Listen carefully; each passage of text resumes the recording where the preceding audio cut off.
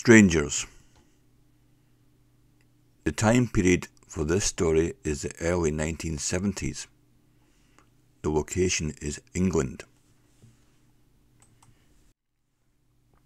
A nurse in full uniform loads up a big syringe with a cloudy liquid. She carefully extracts the fluid from a small bottle, then ejects some to eliminate air gaps.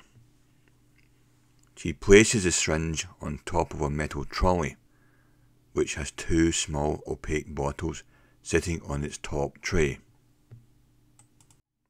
She walks with purpose along a long hospital corridor, passing the many doors and various treatment rooms. The floor is highly polished, and at regular intervals there are chunky white radiators and red fire extinguishers attached to the walls, running along either side. Above her head, harsh white strip lighting shines down, providing bright and clinical illumination. She glances through some open doors. In one room, there is a youngish man with shoulder-length dark hair sitting on the edge of a bed in his pyjamas. He's rolling down his sleeve after having just received an injection from presumably a male doctor who's standing over him and looking stern. The injected patient's expression is forlorn. As the nurse continues down the corridor, she comes to a huge fire hose rail bolted onto the wall. She slows down here and turns her trolley into a side corridor where the overhead lighting is much dimmer.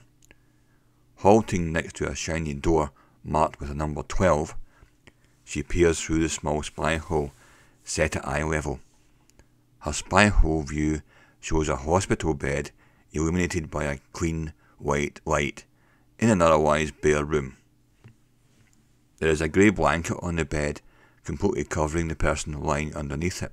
The figure under the blanket is keeping very still. The nurse closes over the spy hole slot, takes a key from her belt, unlocks the door and eases open a gap in preparation to enter. She then pushes her trolley into the room and places it next to the bed. Inside, the room resembles a prison cell, more than it does a bedroom. She closes the door and walks over to a small high-up window to the right-hand side of the bed and adjusts the short curtain, revealing bars on the outside.